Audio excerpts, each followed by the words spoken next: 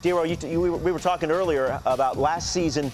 He tried to go for more power. That's not really who he is. No, that's not his game. And I'm going to say something real quick with regards to winning a batting title. I know the game's changed a little bit analytically and what we value statistically. These guys care. He's waking up today going, I'm going to win a batting title. And who do you want up in a big spot? Game on the line. You want swing and miss, or you want a guy with some batting average in his back pocket? Yep. Give me Jeff McNeil up in a big spot in the bottom of the eighth. I'll take my chances as to opposed to an outhouse or castle kind of guy. And I just want to chronicle, he had a great day yesterday. Game one, threw out a bunch of knocks and kind of cemented winning the batting title over Freddie Freeman. I don't think it's possible for him to lose it. I want to chronicle some of the things he does differently, talk about the bat he uses, why he chokes up.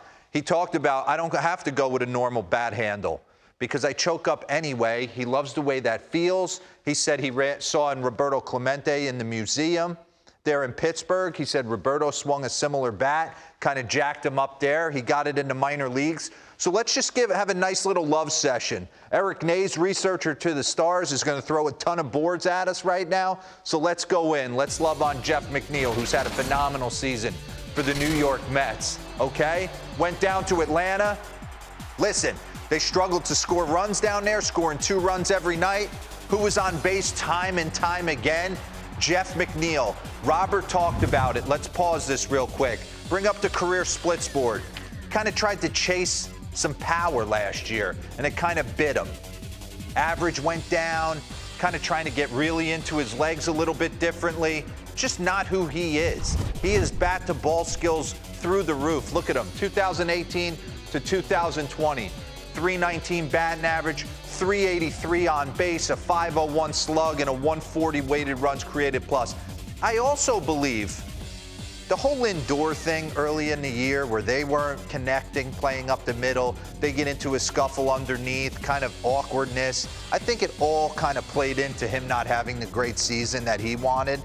251, a 92, that's a below average big league weighted runs created plus. And what has he done this year?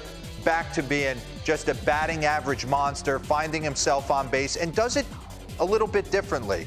He's aggressive in his ABs. But I'm going to get into some boards here that have kind of shown that maybe he's tempered that a little bit. So let's get in to what he does well.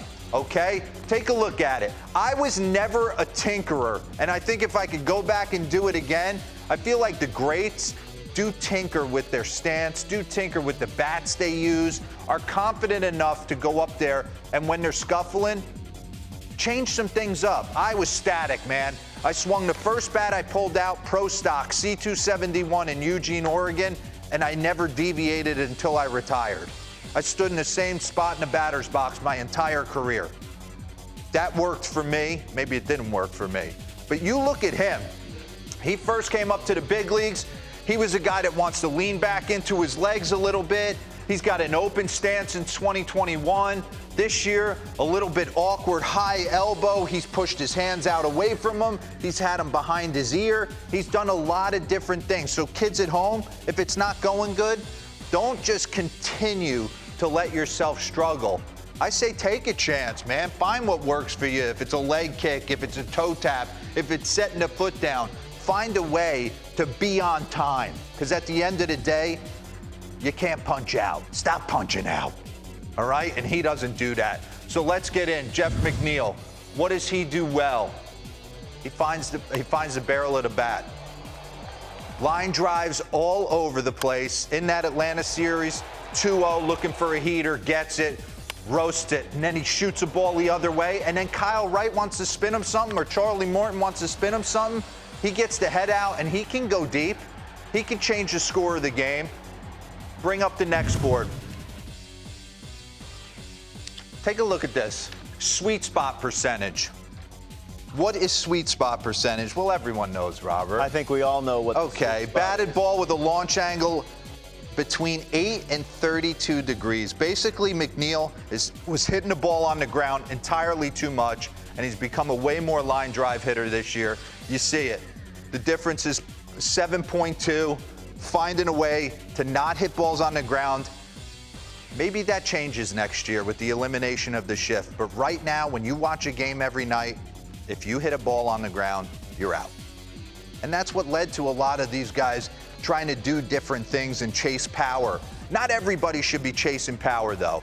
So I'm interested to see if a guy like Jeff McNeil starts to hit the ball on the ground a little bit more next year. But sweet spot percentage through the roof, ground ball percentage is down, line drive percentage is up, all leads to him winning a batting title.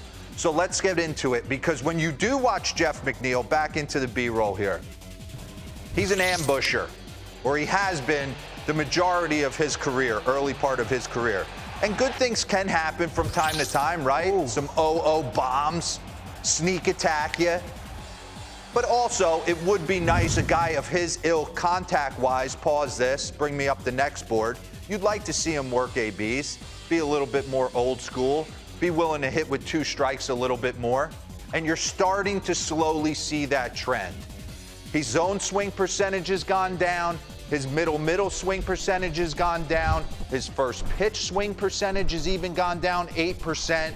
So he's not a guy that's walking up there, no matter what they throw me, I'm going.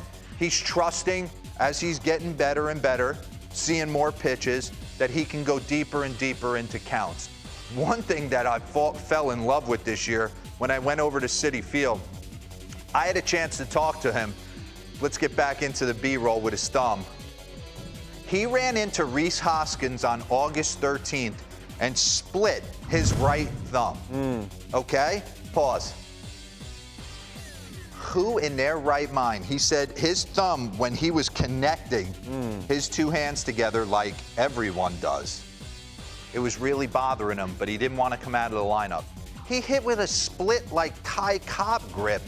I mean, he was standing up at the dish, Robert. I can't even justify how you would be able to do that and get knocks in the big leagues. It just screams to kind of his athletic ability and his ability to hit the baseball. So just phenomenal. We talk about tinkering, and he's there again. And what's the one thing he could do? And it's going to go away next year, like I said, the shift. Nobody beats the shift like Jeff McNeil. Look at him. You want to play those guys on the right side of the infield? I'll shoot you the other way. Bring up the last board and we'll get out.